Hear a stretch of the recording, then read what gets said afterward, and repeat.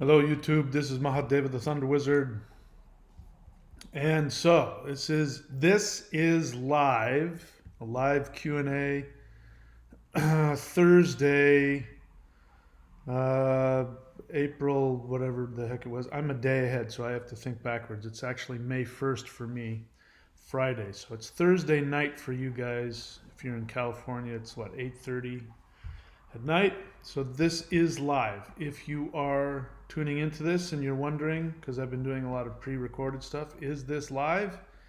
This is live. So um, I want to talk to you about what the heck is going on in the world today, and I thought I would take an astrological perspective because it may explain a lot. So obviously, we are in a COVID-19 lockdown situation all over the world in some way or other. I am not here in this video to take any position about COVID-19. I'm not taking a position on whether it's real, whether it's a hoax. I'm not here to tell you or to talk about vaccines or any of that other stuff that you guys are going to want to argue about. Everybody can acknowledge that at the very least, all kinds of things are going on in the world having to do with something that is blamed on a COVID-19 pandemic. So one of the biggest issues, the biggest issue of contention, even if you take away, some of the conspiracy theory stuff about is it a hoax or not, is that everybody seems to be having different ideas about should there be a lockdown. And there's a lot of fighting. I mean, in some parts of the world and in some parts of the United States, as I understand, there are people picketing on the streets, and there's a lot of talk and a lot of controversy and a lot of arguing over should there be a lockdown. Even if you choose to accept that the virus is real, people are asking the question: should we just let the thing run free and give everybody get a herd immunity and just take the hits, or should we starve it out? And as it turns out, there are different strategies and different successes going on in different parts of the world. You have two extreme examples. One would be Sweden, and the other one would be New Zealand. Now, Sweden, as I understand it, has just decided to let the thing run rampant and to get a herd immunity. So no lockdown. And New Zealand is on the other end of the spectrum, where they're claiming that they have completely wiped it out. They starved out the virus because they've locked everything down. You got two completely different countries.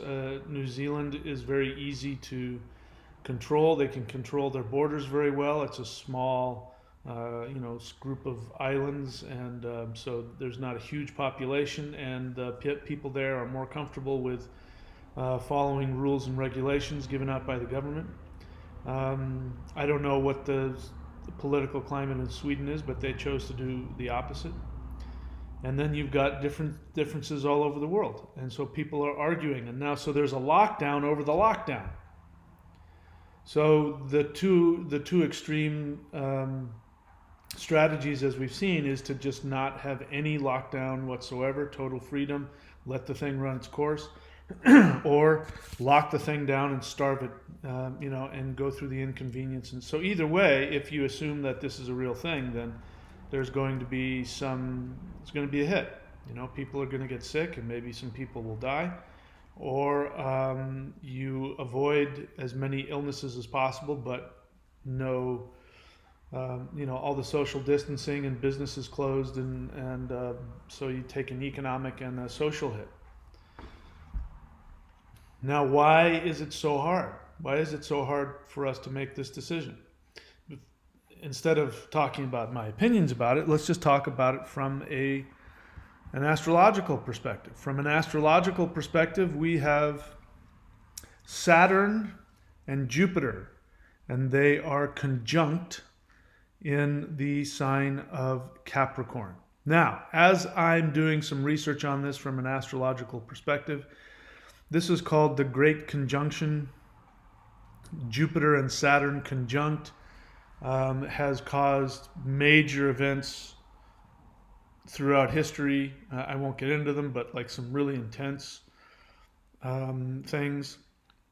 We've got Saturn and Jupiter conjunct. Mars is also in the sign of Capricorn. So Mars is not conjunct with Saturn and Jupiter, but Mars is there. Mars is fighting.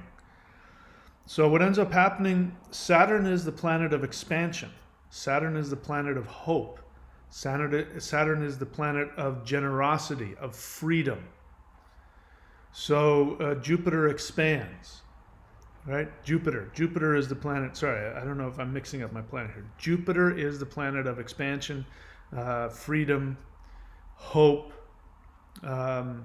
Jupiter is the planet that you want. Like if you want to be rich and you want to be successful and you want to be happy and you want to have kids and you want to be prosperous, Jupiter is like the planet because Jupiter represents Santa Claus, just expansion and happiness and gifts and spirituality and good luck and everybody dancing and friends and all that. Saturn is the planet of constriction. Saturn is the planet of karma. Saturn is a planet associated with death. Now, I've been working in Vedic astrology for a while, and I've done a lot of charts, and I've talked to a lot of different people, and I can tell you that every single person who is somebody I would consider to be a conspiracy theorist, they have major Saturn problems. So there will be something in their chart that says that Saturn is really pressing down on them. So that's why these are people who are constantly seeing that authority. Saturn represents the ultimate authority because Saturn is the judge. So Saturn determines whether you go to prison or you're sent to the gas chamber, or whether you get a free pass. One of the interesting things that's happening right now is that this lockdown scenario all around the world is having a huge impact on economies and on average people. So many people have lost their jobs and are struggling financially. Of course, there's so many people that have ended up in the IC ward, and a lot of people have died. Listen, for those of you who think that this thing isn't that bad, and you look at statistics, I am talking to people all over the world. So bear in mind, I'm not stuck in a little bubble. Every day I'm talking to people on Skype from all over different parts of the world, and within the United States, in different parts of the United States. If you talk to somebody that's in one of these big cities, they'll talk about that. Every single person will tell you of people they know that have died, and horrific things. They'll tell horrific stories of just a lot of deaths and a lot of people who were sick. Talk to people who live in isolated parts of the country. They live in isolated rural pockets of the country. They have different experiences and different ideas of what's going on. So constriction, this means that people are going to be constricted in their ability just to see what's going on. Saturn is going to constrict everything. So we've got Saturn constricting. Saturn is in his own house. Saturn is in his own sign of Capricorn. There are two signs of Saturn, Capricorn and Aquarius. Capricorn is Saturn being the karmic judge. Capricorn means hard work. It means, if you got to pay your karma, it means you got to pay your debt. It means going out and breaking rocks. If you're in prison and in Saturn's in Capricorn, it means you are breaking rocks, back-breaking, hard, long, working out your karma. So when I see charts of people who have major karma and Saturn is weighing down on them with lots of karma, guess what? They feel attacked, they feel victimized, and it's because that's the pressure that's hitting them. And so these are the people who are going to be most likely to buy into any and all conspiracies. They're going to see them. They're going to look for them, and they're going to find them. Jupiter, on the other hand, Jupiter is the opposite. Jupiter is Santa Claus. Jupiter is Dharma. Dharma versus karma. Karma means paying the price for past actions. Dharma means looking forward ahead to your highest, most prosperous spiritual path in life. So one is hopeful and one is hopeless. These two planets are smashed together. Now, right now, we've got Jupiter has the lowest number of degrees, which means that hope is starting to come back. So you're going to hear a lot of people wanting to ease the lockdowns, and you're going to hear stronger voices easing the lockdowns. And you're going to see, I don't think there's any way to, at this stage of the game, I don't see there's any way to avoid the easing of that. What that's going to mean for each individual country, we're going to find out. So this has caused a lot of chaos, because if one or other of these planetary actions were taking over, for instance, if it was just Saturn had taken over, then it would have been more of a uniform scenario. If Jupiter were the planet that would be in control of this, then it would be a free-for-all. Just let it, let's just, no restrictions, let's just let things run its course. But because we have these two things smashed together, that's why, especially in the United States, I see this more than any place else. And I have, I'm talking to people who live there and are going through it, like I said, in different areas. I'm not there. I'm grateful I'm not there. I'm going to be honest. I'm grateful I'm not there. Just because I don't want to, where I'm at now, there's not a whole lot of cases. And I think Australia, for the most part, has gotten to 0 new cases. And so, we're seeing, things are, and in fact, I'm talking to people here, they're starting to go back to work. Things are starting to open up, and there's going to be easing and restrictions. So Jupiter is definitely bringing his influence here in this country. In the United States, the problem from my perspective is that they weren't able to decide on a clear strategy, because if you're going to do a lockdown and you assume, again, I'm not saying one way or another, if you operate from the assumption that this is a real disease, then you have to, and if you're going to do a lockdown, the only way the lockdown will starve the virus out is if everybody goes along with it. New Zealand, different scenario, much smaller population, very easily controlled the borders. People there don't have as near big a problem with following instructions from the government. So everybody followed through, and they've killed it. It's gone. They starved it out. The United States, this is the great thing about the United States is freedom. And the great thing about the United States is being able to criticize and to argue, but having lived there my whole life, the two-party system ends up resulting in stalemate most of the time. Most of the time in the United States, nothing gets done from a legal perspective, because you've got two diametrically opposed sides, now more than ever. And that's true with the population as well. You've got pretty much everything's right down the middle. And so in a situation like this, where you've got to choose one way or the other, you've got two sides coming at it, nothing gets done, which means neither one of those strategies is going to work. The lockdown isn't going to work because you've got no real consensus on how to do that. And if you don't go ahead and just let the thing just run its course, then it just ends up making everything last much longer. So that's the problem I see with that, and that is typifying of what's happening here with this planetary conjunction. You got Mars in the same house. Mars is in the sign of Capricorn. When Mars gets in the sign of Capricorn, Mars gets yoked. Mars gets And so Mars and Saturn together are creating a lot of conflict with Jupiter. So that's why there's all this conflict. You've seen just on my channel recently, all the conflict that has come up. You know, I shared some of my strong opinions, and people whom I wasn't even addressing anybody in particular. And some people who I didn't even know existed just came out of the woodwork and started attacking me personally in some really nasty ways.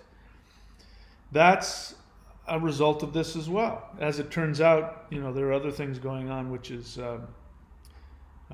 we'll talk about it in another astrology video, how people can view your career.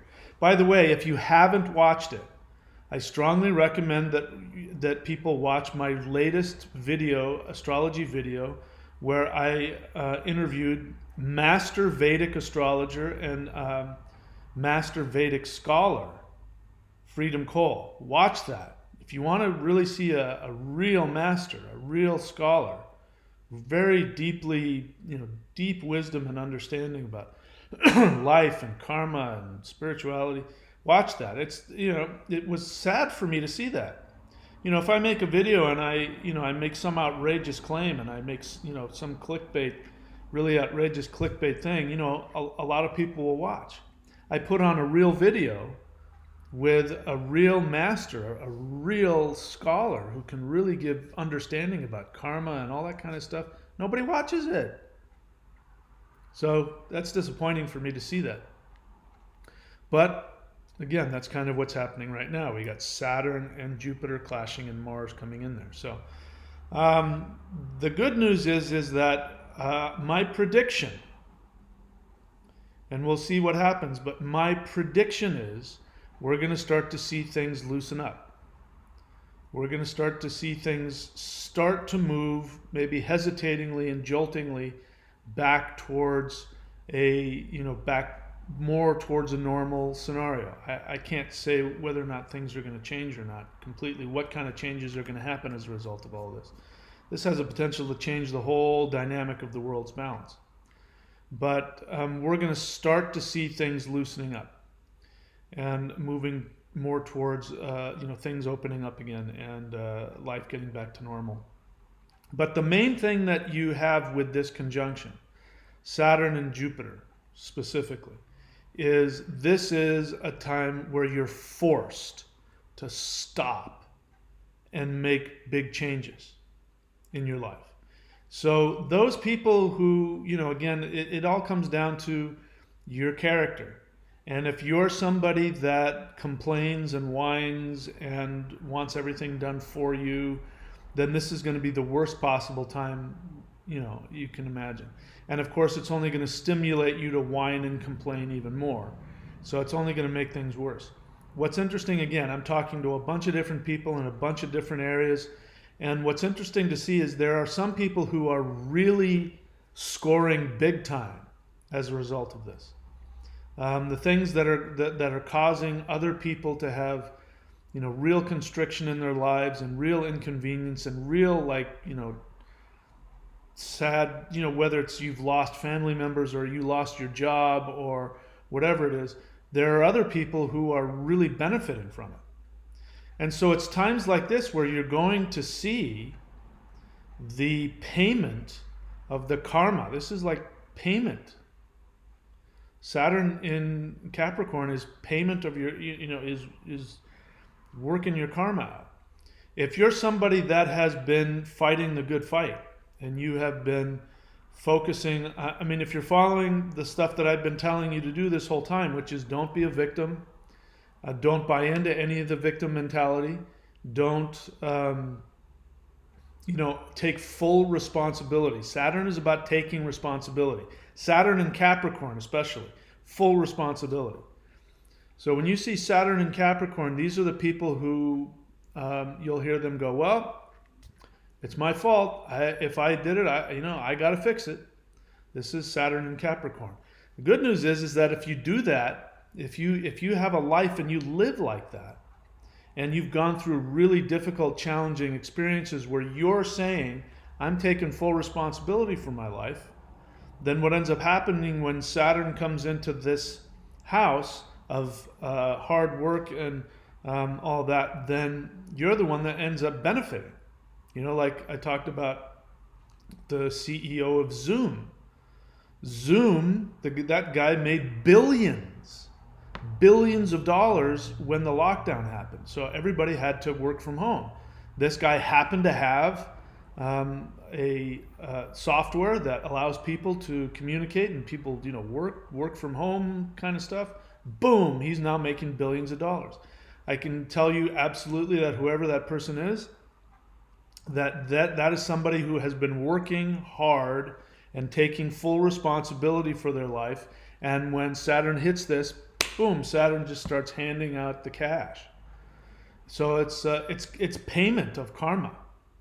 Question is whether or not the payment is going to be, if the payment is harsh, or whether the payment is, life-changing, making tons of money, will be based on what you've been doing this whole time. If you have been complaining and whining and putting things off, and you've been playing the victim, and you've been fighting against all of the karma that's been hitting you, then this is going to be the payment for that. So it's going to be tough. You might lose your job, you might lose family members, you might get sick, your health might suffer. This is going to be when it happens. If, like some of the people I've talked to, this is actually just line things up, that all of a sudden you're raking in the dough and life is really handing you blessings backwards and forwards. It means that you've been busting your ass, taking full responsibility for yourself. So this is it. This is why I come down so hard on victims. It's why I have no patience, because listen, let me put it to you this way. During the times, before all this happened, and during the times on live Q&As when I would just slam people for their victim mentality, for their unconsciousness, it's because I'm giving you a heads up of what's coming.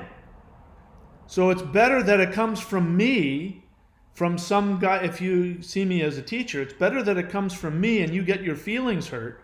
If it penetrates and you take it to heart and do something about it, it's a hell of a lot better that I, step on your toes a little bit than, if Saturn decides to come through and give it to you, it's going to be a hell of a lot worse. And, you'll be crying about it. You're not going to be just, complaining. He's so mean. And I know I can be really harsh sometimes. I understand that, but better I'm harsh with you beforehand and you listen to me than otherwise. So, this is, I could talk about my chart and all that good stuff, but anyway, so Saturn is in there and people want to fight too. So people are going to want to argue about the conflict. So there's a lot of argument going on. If Mars weren't there, there might not be so much argumentation. There would just be, tragedy and conflict. Apparently this same combination of Jupiter and Saturn, or just the conjunction itself, things like the Black Plague, really nasty times. This is what happens. Anyway, so that's it. I'm happy to take any questions if you have any. Let's see if there are. No, I don't see any. I don't see any questions here. Any questions whatsoever? So let's talk a little bit more about Saturn, karma, victim mentality. There's another thing. Let's see. Is that happening right now? Yeah. There's a thing called Kala Sarpa Yoga. And it's when all of the planets are hemmed in between Rahu and Ketu. So Rahu and Ketu are the north and south nodes of the moon. They represent the karmic things that bring you into manifestation and take you out of manifestation. And Rahu and Ketu are the head and the tail of the snake. So it's interesting. Again, I shared this. I've been sharing it. Now I understand when you get these kinds of omens. Sometimes it's not clear what they mean, but must have been in, we're coming into May now. It must have been towards the middle of March while the COVID-19 thing was happening, but it hadn't become a pandemic yet. And one of the things that happened is that, I'm here in Australia, and a python started coming up my driveway. It wasn't one of the enormous ones. I think it was about 8 or 9 feet long. But it was big. It was a big snake. And I saw that from here because I can see my driveway comes up. I can see from my driveway, and I saw there was this huge snake, this python, and he was starting to climb up my driveway. And then I went, holy crap, I don't want that guy coming into my garage. I was afraid he was going to lodge himself in the garage or something. So I went down there and I took a broomstick with me, and I was going to try and scare it away. And I'm, banging on the ground right in front of it, and there's no movement, and I get closer and it's dead. And it had, the property line was right here, and it had slithered up, and its head had gotten past, and it got like 1/3 of its body, and then it died. I have no idea why. Maybe it got run over before, and it was, who knows what happened. But that symbol is just too coincidental. And now I know what that means. It means that I got nothing to worry about in terms of this disease. I'm going to be fine. I'm going to be protected, because the snake Rahu represents viruses and illnesses and all that kind of stuff. So when you've got Rahu and Ketu hemming in all of the planets, it means that it's going to intensify any negative things that are going on. You get Saturn and Jupiter together, you get this whole thing, and right. So we've got all this stuff going on. So the whole idea of the Saturn moon matrix, you've heard about this, right? There's a reason why Saturn keeps coming up in conspiracy theories. There's a reason why in this conspiracy theory, the Saturn moon matrix, it's Saturn that is, broadcasting to the moon or some crap like that, which represents the mind. And that, this is where the lies are coming from.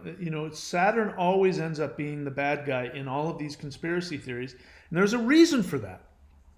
The reason for that is because when you're on the opposite side of Saturn, in other words, you've come into this life with a lot of karma that you got to pay off. That means you're going to have challenges. Now, the thing with Saturn is that Saturn, if you fight with your karma, Saturn just weighs on you even more. It's like Saturn is sitting there with his elbow on your head, and he's a 800-pound gorilla, right? And he's got his elbow on your head. And the more you fight with him, the harder he pushes down on you. The more you try and get out of the constriction, the more that you scream about how they're doing it to you, the more they do it to you. It's fighting with a boa constrictor. Boa constrictors wrap up their prey and they squeeze. And they just squeeze. They squeeze at the same rate. And the only thing is they're waiting for you to move. So you move around and struggle, and every time you struggle, it gives a little space for them to squeeze, to squeeze tighter and tighter. He's not squeezing any harder. It's not that he squeezes harder. It's the same pressure all the time. So the same pressure, you move against it, it ends up making a tighter squeeze. You need to breathe, right? So the interesting that's how one of the main symptoms here is that people can't breathe, and the more you try and breathe, the more it makes it worse. And being on a ventilator, I didn't know what that was. Now I know what it is. That's a horrible thing. Nobody ever wants to be on a fucking ventilator, man. That sounds awful. But one of the ways that these boa constrictors kill their prey is they suffocate them to death, because every time you exhale so that you can inhale, every time you exhale trying to be able to breathe, that means it's just and then you can't inhale. There's nothing, you can't expand. There's no Jupiter. There's no expansion there. So people feel like this when their karma is really heavy and Saturn's got his elbow on your head. And he's saying, are you going to learn the lesson? You going to learn the lesson? You going to learn the lesson? The more that you fight against that lesson, the harder he just presses in on you. And it's relentless. So I know, because I lived it. Again, I could talk about my chart, but my chart, Saturn was not my friend for the first half of my life. Especially when I was a little kid. Holy crap. Holy crap, life was no fun for me as a little kid. But when things started easing up was when I started saying, you know what? There's just no point in fighting any of this. This is as good as it's going to get. And whatever's gone on in my life, I did it. I don't know how I made it happen, but I did it. This is before I had learned all this stuff about karma. I just started doing that. And then things didn't magically get better, but they definitely started easing up. And then I've been doing a ton of work. Personal work, spiritual work, psychological work. I've just been doing a ton of work. Doing the work, which is karma, doing the work. Saturn, doing the work. And the thing is about Saturn is hard work, minuscule work, one toothpick at a time. And if you just, yep, I'm here for a long time, might as well get started now, because the sooner I get started, the sooner it'll end. And you just disciplined, hard work, continuously, consistent and disciplined, that's what takes the pressure off. Fighting it and complaining about it is going to make it worse. Again, that's why I have no patience for any kind of victim mentality. And from your perspective, I'm just being this hard ass, and I'm being judgmental, and I'm being harsh, and all that other stuff. But it's because I know. When I hear it and I see it, maybe I should voice this more often, but I'm like, you're only going to make it worse for yourself. It's just going to get worse. The more that you fight and complain and blame everything other than yourself, when it's time to pay, when Saturn shows up and he says, all right, it's time to pay now. No more talk. Pay. You're going to pay with blood. You're going to pay in the worst possible way. And people want to, people ask questions like, well, when I say we all chose to come here, taking full responsibility. You chose to come here, no matter how bad it is. But then people, of course, they don't want to talk about themselves, so they project onto, poor kids in third world countries who are born, with one leg and have been, sexually abused. How could that person have possibly chosen to come into this horrible world? And I call them cowards because they're not going to be honest about themselves. They want to talk about something outside of themselves, some most possible extreme example. But yeah, unfortunately, that's got to be the case with everybody, because if it's not, then we live in an unfair universe. We live in an unjust universe. But if you did something in a previous life that requires that you become conscious of that, then you are going to choose to come into this life knowing that you're going to put on a really, a lead jacket. You're going to have to swim through mud. And you know that you're going to do that because you want to become conscious. And the only way to do that is you're going to have to choose a way where you can become conscious of things. Who's a good example? He passed away.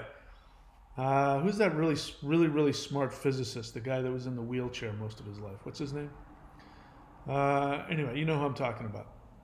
He was born with a congenital illness that didn't show up until later in life. If there was anybody that could have complained, it would have been that guy.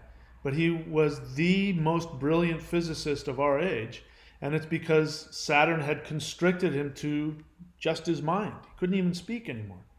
He just had his mind. His mind was working the whole time. And he took responsibility, and he lived his mind. He lived with what he had. And because of that, we know more about the universe and physics and time and space and everything because of that. That was something he chose to do. So whatever limitations you have in your life, you can complain about them. Or you could just go, okay, these are my limitations. How can I make the most out of this?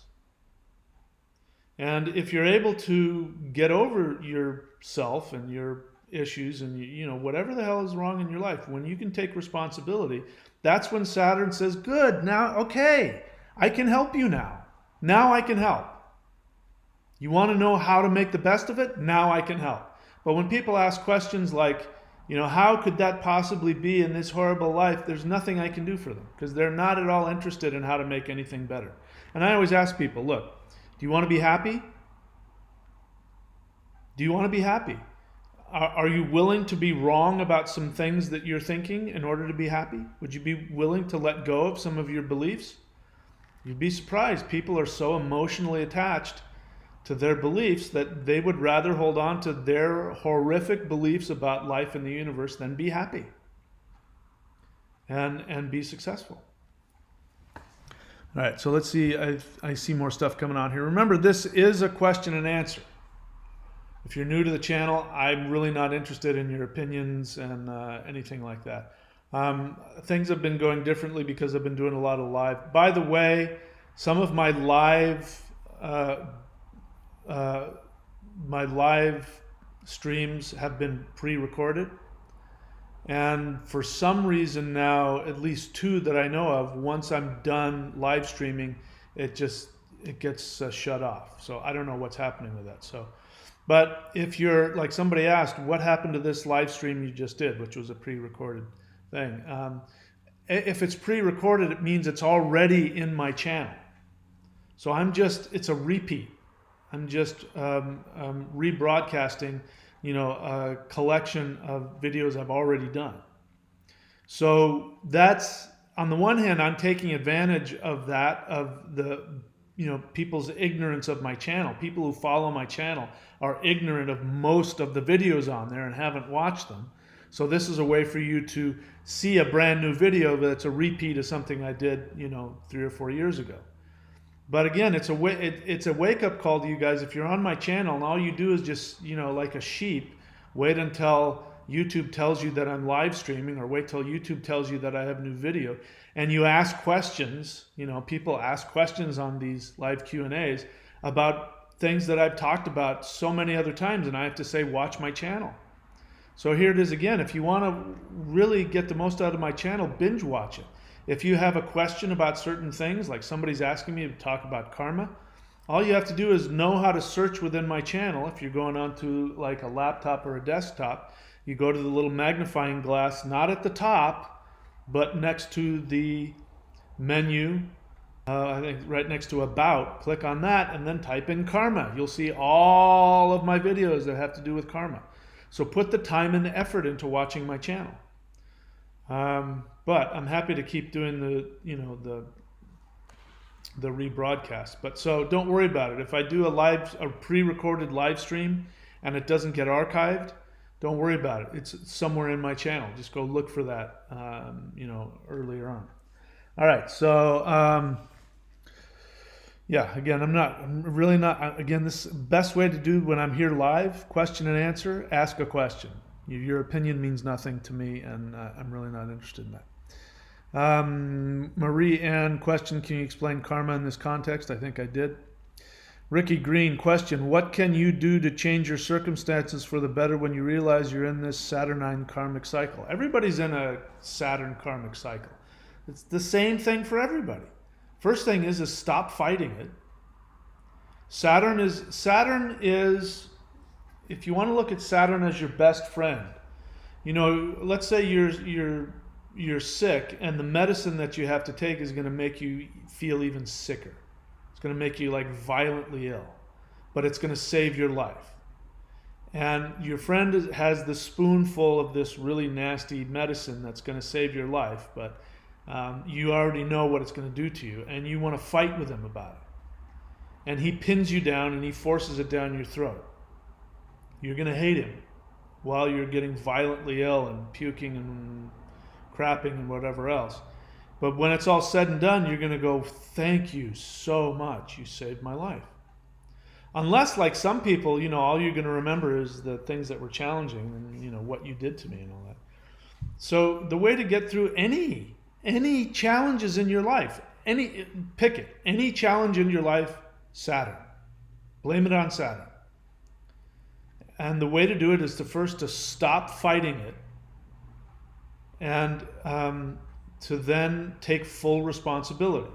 You don't have to have the answer, but if you start with the attitude of, okay, whatever this is, I brought it, I made it happen. I don't know how, it doesn't seem fair, I don't feel like I did anything to deserve this, and maybe you didn't in this life.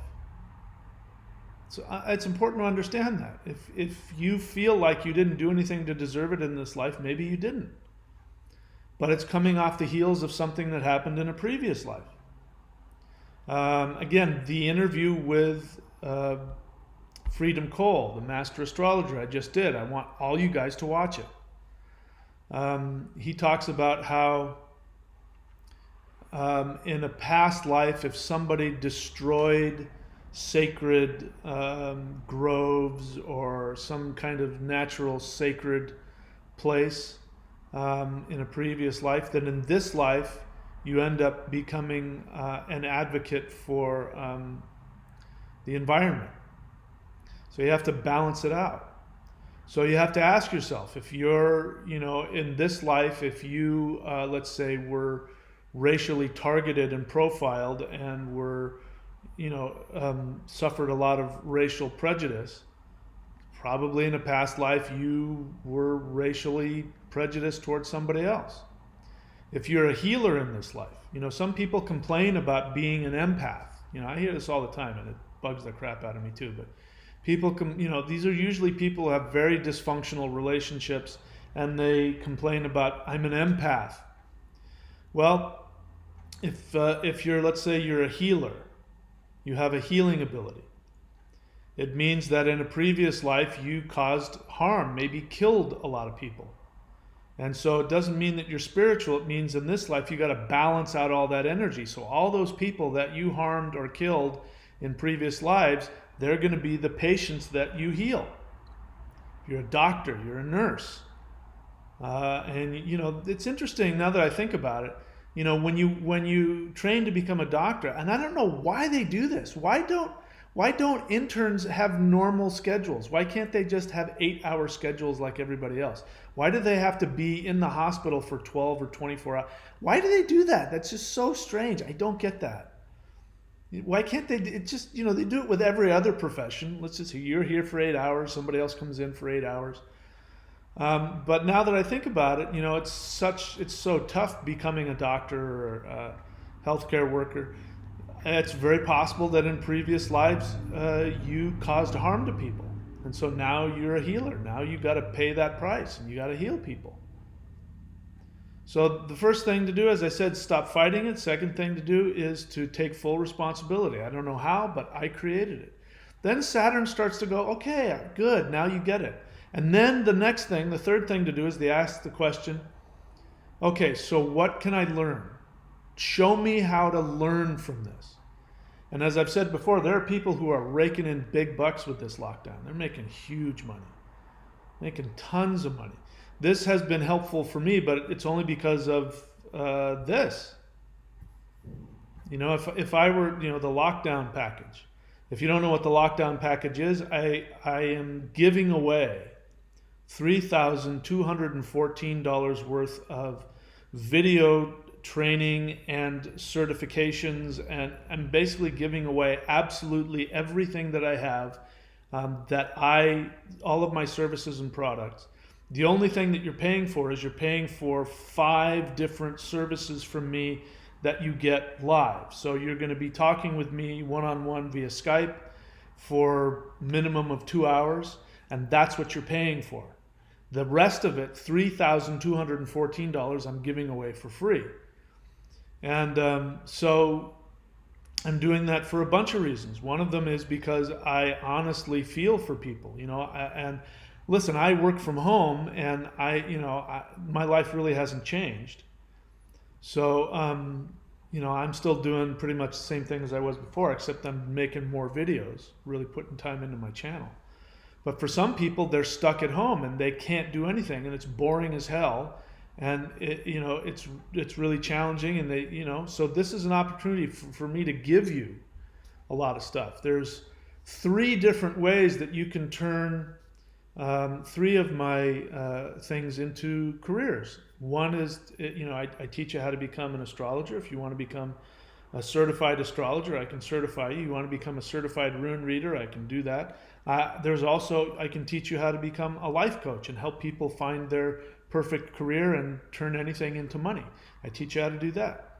So I'm giving away 3 ways for you to, now you can't go to work. Well, now if you've been sitting around saying, I hate my job, I want to do something else, I'm giving you 3 opportunities to create your own business. So that's me giving what I would want, if I was in a challenging position, but it also serves me because now that this is a challenging time, I give a service that people will pay for, so I can still get income coming in. And so it works out for everybody. So, I had to do like everybody else. I had to say, how can I take this situation and make it a positive one for me and for everybody else? And so that's another way to deal with Saturn. When Saturn is coming at you, you ask yourself, okay, this is really challenging. How can I be more flexible and learn how to turn this into a positive? You can't do that if you're a victim. If you're a victim and you want to have your 9-to-5 salaried job that you complain about all day anyway, but you're too lazy to go work for yourself or create your own business, and now you can't work, you just got fired, you don't have any other skills, and you don't have the chutzpah to get up off your rear end and do something about it, then all you're going to do is sit around and drink and watch television and complain and go out and protest and whatever else. Or you could say, okay, now's the time that I can change everything. I can reorganize my life. I can reorganize my priorities. Now I finally get to do all the things that I want. Now I get to finally sleep in. I mean, there's so many ways to not let Saturn bring you down. But Saturn is trying to get you to stop and to analyze and go, what the hell can I practically do? Saturn is very practical. So, those are some ways. How can you get through the karmic cycle? Those are the best ways I know how. What else? Tim Flanagan, is that a question? No, he's saying nice things about me. Thank you.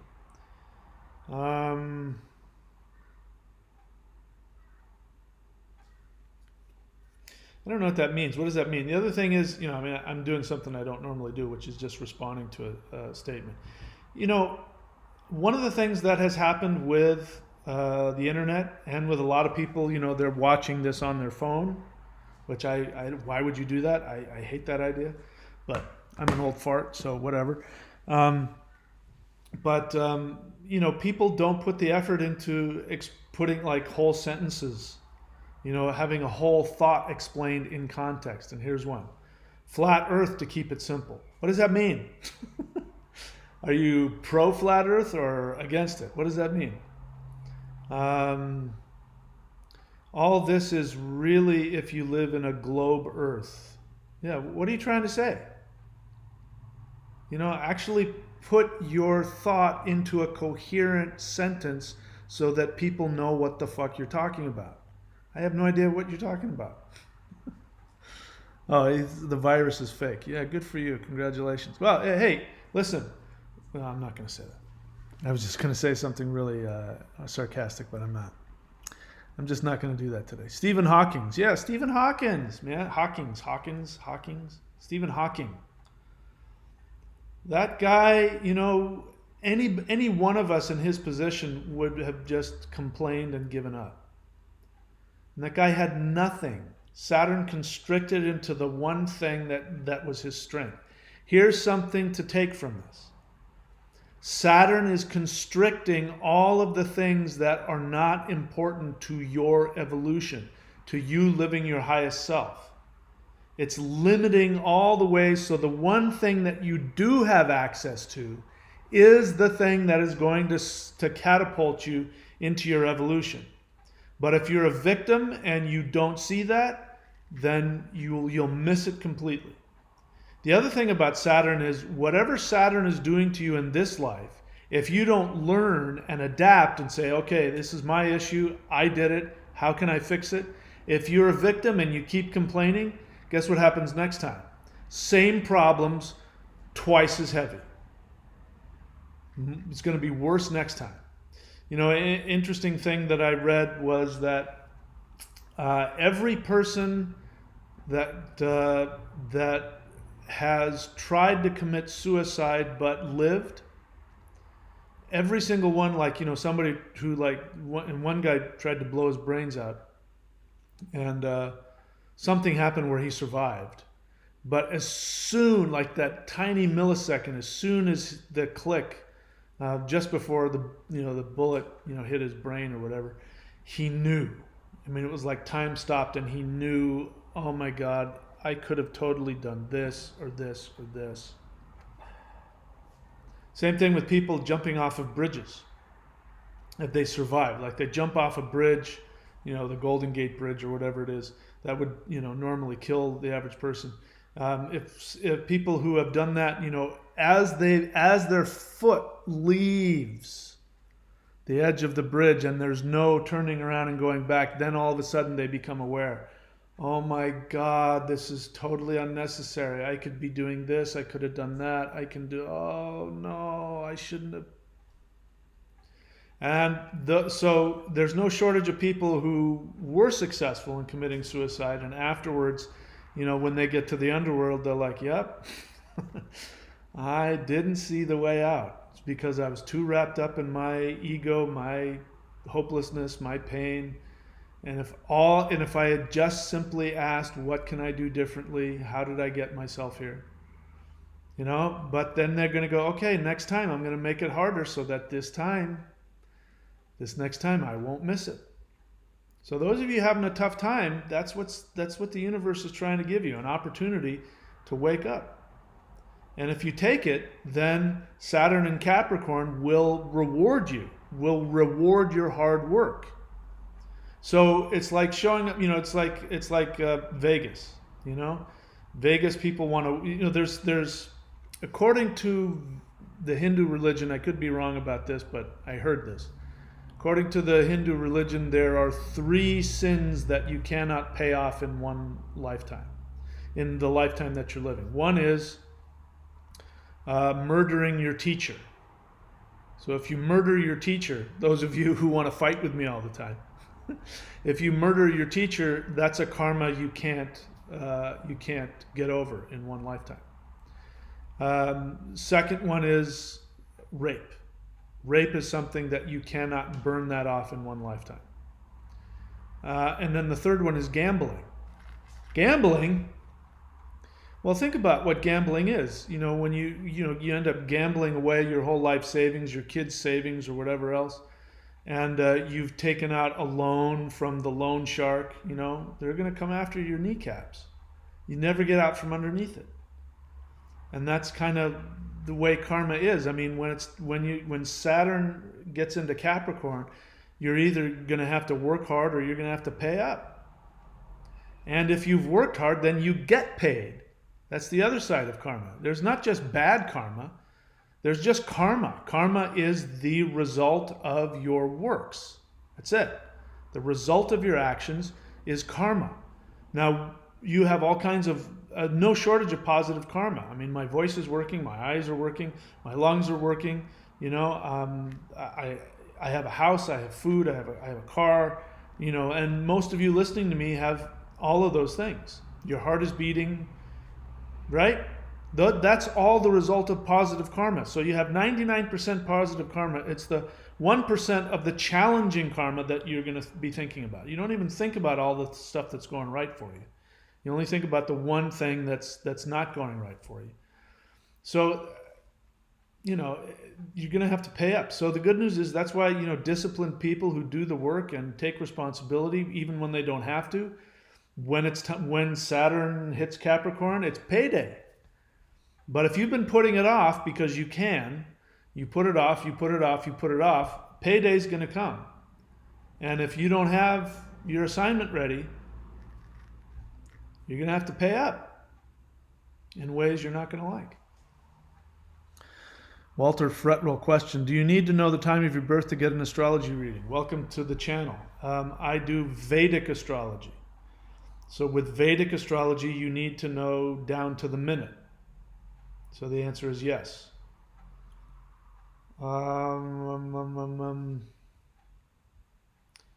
Marie Ann question. How did you shift into the person you are today? I think I shared some of that. I am emotional about my beliefs. How did you let go of that? Well, I'm very emotional about my beliefs too. So let's talk about critical thinking. Somebody asked me today, what was the name of the course that you learned in college that helped you with critical thinking? The name of the course was called Critical Thinking. And this is, listen, every single person who is wrong about their conspiracy theories. Did you hear what I just said? Now, if you're a critical thinker, you caught what I just said. If you're a critical thinker, you caught that I'm saying that there are conspiracies. But if you are wrong about your conspiracy theory, it means that you don't have critical thinking. It means that you have an emotional attachment to your belief that prevents you from seeing it objectively, which means it's more important for you to hold on to your belief than it is to know the truth. Now that sounds like such an incredibly stupid thing to do. Why would anybody do that? Well, we all do it. So critical thinking first says that everybody has an emotional agenda about everything. And so that means you have to know that you have an emotional agenda. So if you know that you have an emotional agenda, it means that your emotional agenda may be the very thing that blinds your ability to see the truth. It will prevent you from hearing what people are saying. This happens a lot. I mean, I went off in one of my recent videos about people who live in isolated rural areas that are uneducated and who live in a bubble and only get their news from their chosen source. And so they have no personal experience with anything outside of their immediate life. And I talked about, they live like children, they're all that kind of stuff. And somebody came back to me and started, just tearing into me, saying that I had criticized farmers and that somebody has to stand up for them. That's a sign of a complete lack of critical thinking. Because whatever it was that I was doing, whether it was my anger or whether it was that I was talking down to people, calling them children and wake the fuck up and all that kind of stuff, maybe she was responding to that. But because I said, you live out in the middle of bumfuck nowhere and you're uneducated and you only get your news from one source, she just assumed that I was talking about farmers. That is an irrational jump. That is a lack of critical thinking. That means that whatever her emotional attachment and agenda was, or response to what I was doing, did not allow her to even hear what I was saying accurately. And so when somebody's telling you something about the world, the world is flat, there are aliens in Saturn who are controlling your mind through the moon, and if you don't have critical thinking, then you're not going to have the ability to go, first off, how do I emotionally respond to that? Do I have a really strong emotional reaction to that? If so, that means I have to be careful before I decide whether or not I want to believe it, even if I want to believe it. And the second thing is, it doesn't give you the ability to see what is that person's agenda. Is that person... I was watching David Icke just a couple of days ago because I'm looking through, and he's one of the biggest the most famous conspiracy theorist out there, and I wanted to hear him talk about something, and it was something it said interview with David Icke, and I went and listened, and I listened for about 10 minutes, and he ended up saying nothing. He was very emotionally charged about them and what they're doing, and that we can prove that they're doing it to us. But he didn't get specific. He didn't say who they were, and he didn't even say what they were doing. The whole time I was yelling at my computer going, what are they doing? What are you talking about? So that's a sign of somebody who's not a critical thinker, because he was so emotionally charged, and he was really talking about, really giving voice to the feeling of being a victim of them. And I realized sitting there watching it that the reason why he's so popular is because people who are already feeling like victims, he is able to give, because he's smart and he's articulate, he is giving emotions and words to their feelings, even though he's not saying anything. You know, when I watched him those 10 minutes, he said nothing. But if you're somebody that where you're coming from is you're coming from an emotional attachment to feeling like a victim, then you're going to love him and you're going to latch onto him, and you're you know, I get this a lot. When people will say, you know, somebody said the virus is a hoax, and they said, I don't know, it just feels to me like, and I went off and I said, who gives a fuck what you feel? Your feeling has nothing to do with objective reality. You feel that it's a fake, then actually do the work to prove it. You're feeling, you know, if you're going to make a decision simply based on how you feel, you know, it's just so childish and narcissistic and so destructive when you do that. So in that instance that I was talking about, where David Icke was going off and having this emotional venting in a very, you know, he was very articulate with his emotions without actually saying anything. Somebody who isn't that smart, who isn't educated, who isn't emotionally mature, who isn't emotionally articulate, is hearing somebody giving, you know, and he's got an English accent. So if you're like from, you know, the south of the United States, he's going to sound smart to you right off the bat. You're going to go, he's smart and he has my feelings. I feel exactly the way. See, that guy, that whatever he says, that's a sign of a lack of critical thinking. It means you have an emotional agenda. Somebody said on here, you know, people who are saying that the virus is a hoax don't have an emotional attachment to COVID-19. And I responded, I said, yeah, that's right. They don't have an emotional attachment to COVID-19. They have an emotional attachment to prove it's a hoax. That's different. Doesn't mean that it is or it isn't a hoax. It means that you have an emotional agenda, and if you can't see past your emotions, you won't be able to, number one, hear if somebody is saying something, if what they're saying is true, and you're not going to know if you yourself are even seeing what's being presented to you. Like I said, the woman who accused me of criticizing farmers. You know, wherever the hell that came from, it had nothing to do with what I was saying. That was her inability to even hear what I was saying. So, first thing, I haven't even got past the first thing. To be a critical thinker, you have to first acknowledge that you have emotional agendas, and emotional agendas can blind you from seeing the truth and or hearing what somebody is saying to see if what they're saying is even rational. So you have to know that about yourself. It's not about not having emotions. You can't not have emotions. You're a human being. You have to know. In fact, if you're one of those people that you don't know how you feel about something, you're somebody who could be, even no matter how smart you are, you might not be a very critical thinker. So you need to be able to go, wow, that makes me feel like this. That makes me feel like that. And then just know that you have that feeling about it. Second thing to do, now that you know that everybody has emotional agendas, you and whoever is telling you something, then the second thing is you go through a list of questions. Somebody says to you, aliens are living in Saturn and they are beaming things to your mind through the moon, right? Somebody says that, then you have to ask 3 questions. First question is, when is something 100% true and 100% false? Most people never get past that.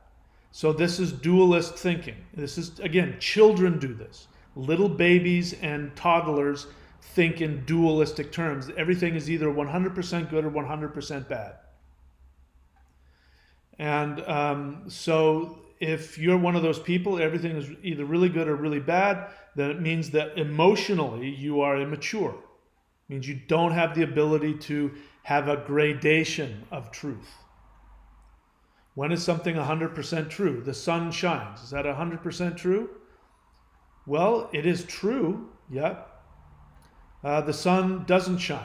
Well, that is also true. So since they can't both be, the sun can't both be shining and not shining at the same time, we have to get to the next question. When is something sometimes true and sometimes false? The sun shines during the day. The sun does not shine at night. Sometimes true and sometimes false. The sun shines. That is sometimes true. When is something partially true and partially false?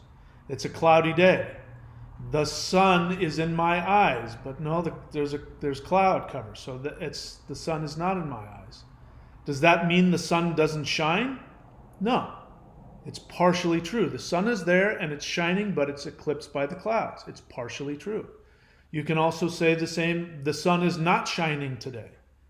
And it's 12 noon. Well, the sun is shining, but it's being obscured by the clouds. So it is partially true that the sun is not shining.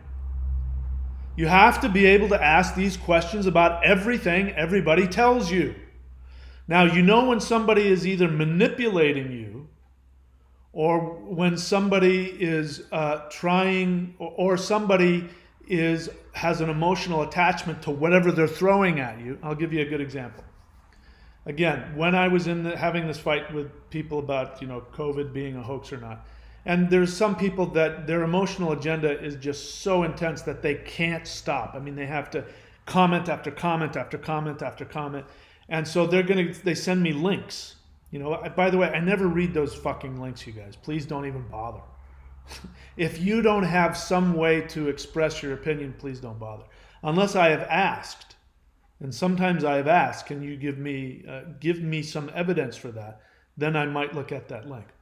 But one guy wanted to prove to me that the numbers were inflated, and he was going to prove it to me. Now, I'm not saying they were or they weren't. I'm just saying that the evidence he was going to give me is a good example of somebody who isn't a critical thinker and is using their lack of critical thinking to manipulate me to believe, to go into the 100% false, 100% true. And I can tell by the link, because the link is telling me exactly where it's going to take me. He says, this proves that it's a hoax. And the link he was going to send me to was some article that said that some news station was caught showing a picture of an Italian hospital, but whatever the story was about hospitals in New York. So that to him means because that picture was false, that therefore all of the data is false and that those news stations are giving fake news. You can't make that determination based on that. The only determination that you can make, assuming that it's true, is that somebody put up the wrong picture. Now, does that mean that was done on purpose? It could be. It could be that somebody went out of their way to give fake news. It could also mean somebody made a mistake. It could also mean somebody wanted to show visually what happens in hospitals, but that in itself doesn't prove anything. See, the picture was wrong on that. That does not mean that the news that was being given was false. It might have been, but it doesn't prove it. That's what I'm talking about. And that's the kind of position somebody who is not a critical thinker is going to take. They're going to take could be a partially true, partially false, sometimes true, sometimes false argument, and they're going to want to put it all into the 100% true or 100% false. And this is what children do. And this is what people do when you get in, some people who are really smart and they know how to do this, they can manipulate words and get you to, this is what Christians do, by the way. When Christians want to argue with you about the existence of God or sin or something like that, they're going to quote the Bible. Now, what's going to happen is most people are going to want to argue about what that Bible verse means. And that's where they have you. Because they will then be able to manipulate the conversation to then make it about what does that Bible verse mean. And that's one way that they can catch you into their lack of critical thinking and manipulate the conversation. But if you start from the understanding that, there's a base assumption for everything, if somebody wants to say, yeah, but the Bible says this, I'm going to say, I don't believe the Bible. So I don't care what that says.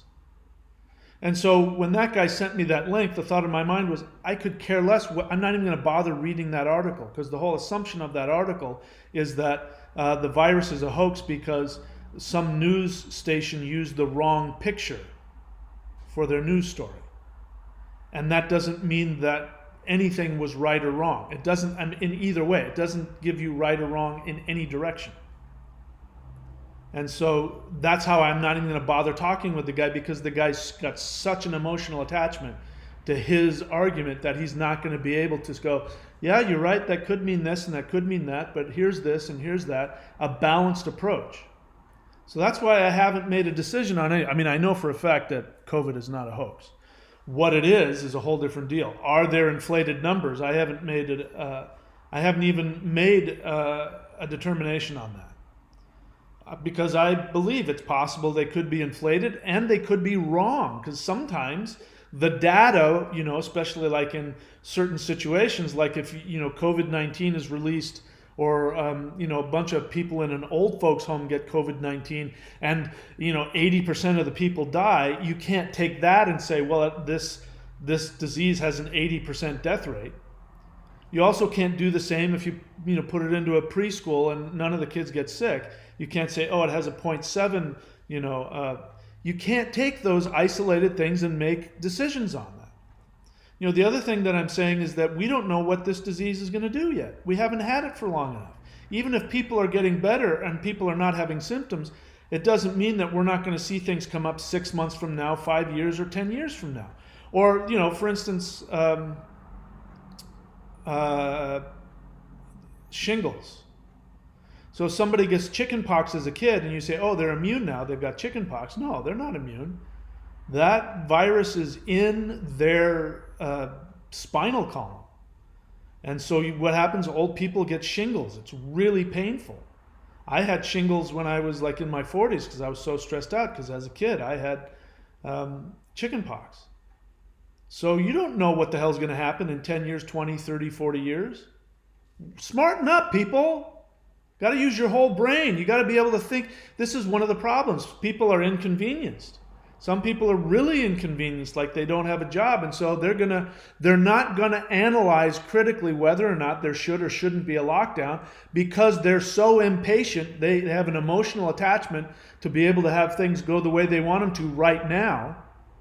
They don't have the ability to stop and go, how is this going to affect me in the long run? So there's a lot of things I haven't taken positions on. The position I'm taking is, stop fucking making these emotional decisions about something that could be really serious. Think it through. Be an adult. Grow the fuck up. That's what Saturn in Capricorn is saying. Grow the fuck up. Get some patience. Get some discipline. It better be safe than sorry. That's Saturn in Capricorn. Better be safe than sorry. So this is critical thinking in a nutshell. Number one, everybody has an emotional agenda. I mean, if I were to get step, the pre-step would be everybody has an assumption, which could be right or could be wrong.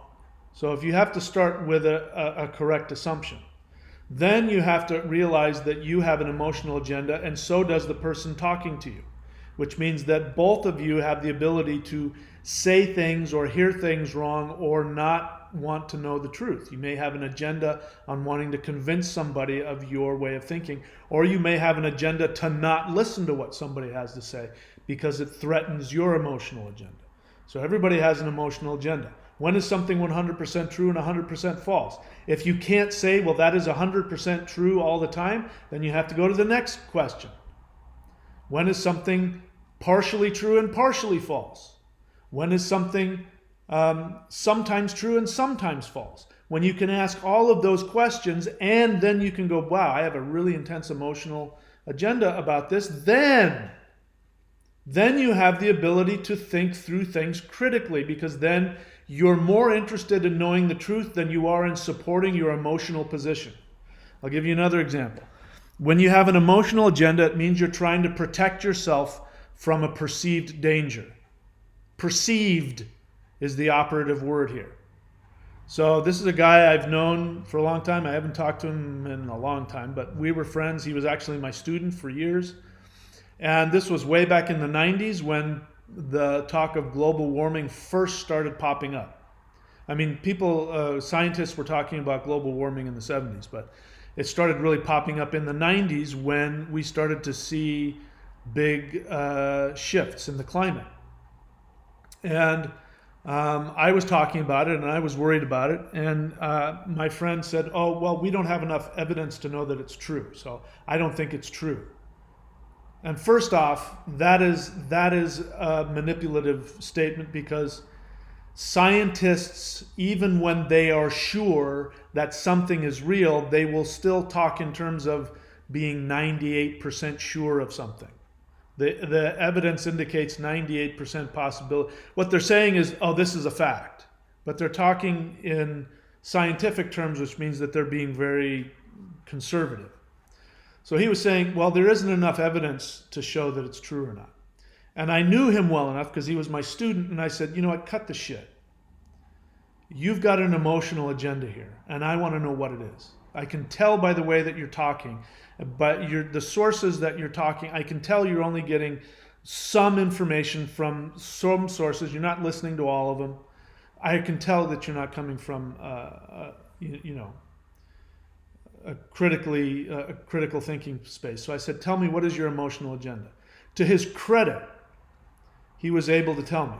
And he said, well, I don't want to stop driving my Chevy Nova. I don't know what it was, a 70s muscle car. And I said, this is about driving a car? And he said, yeah. If global warming is proven to be caused by the release of greenhouse gases, then the government is going to legislate that I can't use gasoline in my car, and then I won't be able to drive my Chevy Nova. I said, let me just get this straight. You are saying that you don't believe in global warming because you're afraid the government might stop you from driving your car? And he said, yeah. And I said, is that really something that you want to hold on to if it turns out to be true? And he kind of laughed and said, and then he pissed me off even more because he was so cavalier about it. So that's now again, you can decide for or against global warming. I could give a shit about your opinion about that. But listen to that. Now, if he could have come to me with some science, which there could have been a scientific argument, and if he could have proven to me that he really honestly was looking at it because he wanted to know the truth, and he was convinced by this and that, that would have been different. But I already knew, and to his credit, like I said, at least he was honest. And, whenever somebody's got an intense emotional attachment to what they're saying, there's going to be an emotional agenda. Now, there's a difference between somebody who knows that they have an emotional agenda and can verbalize why they have an emotional agenda. At least that person knows why. I'll give you an example in my life. I've shared it before. I'll share it again. I used to be a 9/11 truther. I was absolutely convinced that the deep state had planned and concocted 9/11 in order to justify going into Iraq and taking over their oil fields. Now again, when is something partially true and partially false, sometimes true and sometimes false? As it turns out, the government, our government did try to do that. It wasn't successful, but we tried to go in there and take over Iraq's oil fields. We were hoping to make Iraq, be another state of the United States. I mean, that would have been the plan for us. Didn't work out that way. But I really wanted to believe that. And there was all kinds of evidence, and there's all kinds of experts, and there is, I forget what the name of it is, but there's a documentary about going in and interviewing people and firemen and blah, blah, blah, and how this couldn't, and all of the things that pointed to it was a conspiracy, to that 9/11 was a hoax. And then one day I stopped myself and I said, hang on, I have an emotional agenda here. I can feel it. I really want this to be true. And I said, have I even looked at any opposing arguments? And I realized I hadn't. I had only watched and looked for evidence that supported 9/11 as being a hoax. So all I did, I just on YouTube typed in 9/11 truther debunked. And up came a lot less videos, but videos from experts. From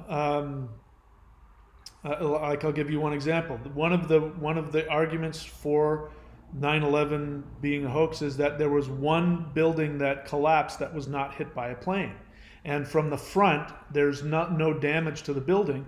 And people say, see, that building went down. Why did that one go down? It was because a bomb was planted, and they have this thing. And truth of the matter is, all you have to do is ask the question, well, was the building hit from another side? And as it turns out, it was. Rubble from one of the buildings that was hit when it came down. As it came down, it took out the whole backside of the building and broke gas mains and started a fire, and then that building went up in flames and went down. And it turns out there was a logical explanation for all of them. And you talk to people about, why did the buildings collapse like that, and you find out that, from people who know that plane fuel burns at a certain thing, and the steel in that particular building is going to go at a certain temperature, and then the building is going to, and it's all perfect. And the way to do it, if you wanted to make it happen, was to use the plane as a bomb and the fuel of the, and so there was no shortage of absolutely, irrefutable explanations from a scientific perspective about why it happened. And then I went back to Occam's razor. What is Occam's razor? Occam's razor says the simplest argument, the simplest explanation is usually the truth. And the simplest explanation is that Osama bin Laden, who was trained by the US and was used by the US before, who had an agenda, and who we found out later admitted to it, he had planned on creating a conspiracy where he was going to attack a major city, and New York was one of them, in the hopes that it would stimulate the United States to go to war against Islam. And he got his wish. Because what ended up happening is not only did we go to war in Iraq, not only did we go to war in Afghanistan, but we went to war in Iraq as well. And when it happened, I was there, I remember, not everybody, but a lot of people were saying, let's just bomb the whole Muslim world. Let's just nuke the whole Muslim. People were talking like that.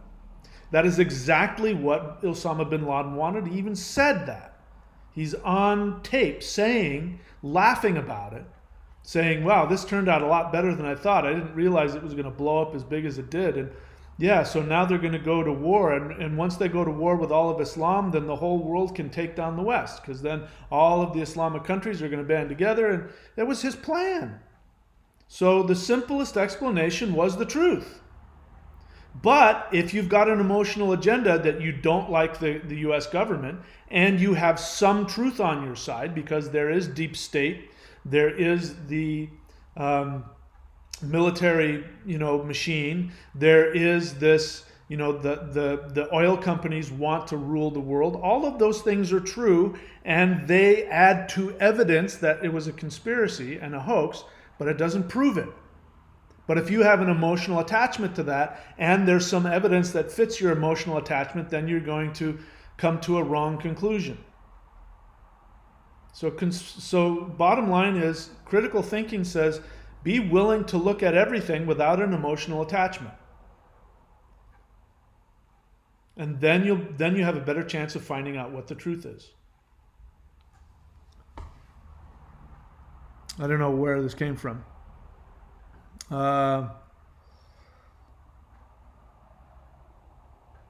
Saturn's Guru question, at lockdown price, I get to keep all your videos and files offered, or for a period of time? No, you get to keep them all. The ones that are in the lockdown. You get them all forever. No, there's no, once you buy it, they're yours. Yeah, you can have them forever. Let's see, where else was I? Omar Alexander question, how do we know when it is right to keep our spiritual journey to ourselves or when we should share our beliefs with others? Why do you need to share your beliefs with others? If they've asked you, this is true about anything, unsolicited advice. The only reason, this sounds like, kind of Christians. Christians go around sharing their spirituality. What they're really trying to do is they're trying to convert people to their way of thinking. And so they can't mind their own business. So they're always trying to get people to believe like they do. So, your spiritual journey is yours, theirs is theirs. If your reason for doing it is because you want to talk them out of theirs, then the answer is never. If the question is, when somebody asks me what I believe, should I tell them? That's up to you. You can choose to tell them or not. Do you feel comfortable? The next one is, if you're doing a spiritual vow, like if you're doing a 40-day vow to a specific deity and you're, doing all that, then the answer is you don't tell them, because then your ego gets involved. And so you're learning from the deity that is doing something to you or changing you. You don't want to tell people about it because you don't want your ego to get into it, because that takes all the power out of it. So you keep it to yourself so that your ego doesn't get inflated. Walking and going, oh yes, I'm doing a 40-day ritual to the sun god, so yes, so I can be more humble. I'm doing a 40-day ritual and it takes me 2 hours to get more humble every day. Yeah, then that kind of works against it. Saturn's guru, that's not a question. That's not a question. All right. Trisha Walker says nice things. And surprisingly enough, she thinks I look better clean shaven. Well, that's because you're a girl. She says you look younger with no facial hair. Well, that's because my facial hair is, but that's not necessarily true. If I shave this off, you're going to see little chicken. You're going to see my neck's going to look a little more turkey neck. So I'm not sure I agree with that. But it doesn't surprise me. That's what women want. All right. Thundra question regarding health challenges. If attempting to heal through physical challenges and years of work from many different angles don't seem to make a dent in a positive direction, could that be an effect of Saturn that you need to just learn to live with, or are health challenges always a result of unconscious emotional pain? I mean, that's kind of, the answer is yes to all of that. I mean, it's always karmic, and it's always emotional, and it's always unconscious. And I would say don't give up. I mean, at one point you can, accept, part of, you don't want to be in denial, so accepting it and trying to find healthy solutions and spiritual solutions. So I would say don't give up, but yeah, you can be realistic. And yeah, everything else you said is true. That it is karmic, and it is unconscious emotional pain, and just assume that there's a way out. Don't give in. I would say don't give in. That's just me though. Yeah. Okay. So yeah, again, people giving out their opinions. I'm not gonna. I used to really get on people's cases about that. I'm gonna be a little more lax about it. Alekia question: how can I step into ultra instinct? I don't know what that means. Where I only live in the present, take radical action, focus to get things done, and not start imagining future because it greatly weakens me. First thing, Alekia, you've been on my channel for a while. Have you followed any of my teachings? Have you done the Qigong? Have you done any mantra? Have you done any ritual? Have you worked with me? Have you taken any of the actions? One thing you need is discipline. So to answer your question, one thing you need is discipline. Discipline means it takes time. You're looking for an immediate, quick answer. But listen to the question. How can I step into ultra instinct where I only live in the present, take radical action, focus to get things done, and not start imagining future? You're wanting me to give you a quick fix, which means you don't have any discipline. You don't have any patience. So you need to you can start with an hour-long meditative practice. Do the Gayatri mantra every day for an hour. Just do that. It takes time. You want to become Mr. Olympia? That's like asking me, how can I become the biggest, most muscular, ripped bodybuilder in existence by next week? Well, you can't. You're going to have to go to the gym for years and years and years. And then maybe in 5 or 10 years, if you're lucky, you might be able to win a contest. So short answer to your question is disciplined, consistent, spiritual action. Let's see. Yeah, and Thunder also says there's also something called stock photos. Yeah, right. In other words, this happens all the time. This happens all the time. Doesn't have to mean anything just because somebody had the wrong picture up for whatever their story was.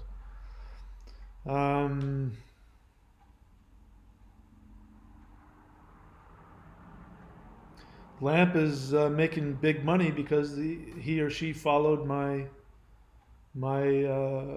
something I taught. So congratulations. I'm happy to hear that. Let's see. Philip Church question. Where would you suggest someone go first to begin Qigong exercises? On my channel. Go to my channel and go to my channel page. Learn how to search within my channel. Type in Qigong. You don't have to even buy. The next thing is to buy Celestial Qigong. And if you're going to go ahead and buy Celestial Qigong, which is $100 and something, you might as well get the lockdown package. Because that has Celestial Qigong and all kinds of other stuff in there. But if you just want a simple place to start, watch my channel. How many Qigong videos do I have in my channel? That's where I would start. You're saying to start? Go there. That's why I put it up there, so that people have a place to start. All right, so turns out there were some people here. We got some talking done. We'll see if this live gets archived or if it disappears. I don't know what YouTube's doing, but the last 2 of my live rebroadcasts have disappeared. So I don't know what the hell's going on. We'll see if they're going to censor me or not. I hope not. All right, that's it for me, guys. Again, so the lockdown pitch. If in doubt, this is the time, because when things go back to normal, then that lockdown question is going to, that lockdown package is going to disappear. And I tell you, that's, $3,214 worth of teachings for free. The only thing you're paying for, you are going to pay. The only thing you're going to pay for is the 5 one-on-one services that you get with me. Let's see. Walter asks, question, is the Qigong DVD still available? Which Qigong DVD? There's multiple Qigong DVDs. Yes, they're all available. Now, again, these links are up here for a reason. So time and effort, put the time and effort into it. Go to courses.thunderwizard.com, scroll down, and you'll see, the various DVD, Qigong DVDs that are available. So the answer is yes. The link goes to there's me, I'm not paying attention. The link goes to a CreateSpace page that is asking for a login. All right, so thanks for letting me know that. What link did you follow to get that? Because I'll go and fix that link. Then the thing to do then is just don't get the DVD. Get the streaming version. You're on a computer right now, right? So you can go and it's an unlisted, private YouTube video. So if you can watch YouTube, you can watch the non-DVD version of the Celestial Qigong. So you can go to courses.thunderwizard.com and just go to Celestial Qigong and hit the streaming link. Or you can get the lockdown package, because Celestial Qigong is given away free in the lockdown package. So, but if you can, please give me the link that you went to. Which one is it? I'll try right now. Maybe I can figure it out by looking at it online right now. Let's go to spirittao.com. And it says buy now. That's online streaming version. All right, so click DVD here. So let's click on the Thunder Qigong DVD, see what happens. Nope, that goes to Amazon. So the other thing to do is don't go to CreateSpace. Go to Amazon. Go to Amazon and type in whichever Qigong DVD you're talking about. I think I went towards not selling the DVD, and I wanted to sell the online version because I make more money that way. It costs, I don't know what else. Anyway, I think I tried to get rid of the DVD version altogether. So just assume that you can't get the DVD. So the answer is no. Sorry, the DVD is not available. There you go. How's that? All right, so no answer on my question. So anyway, I hope that explains it. All right, so that's it for me, guys.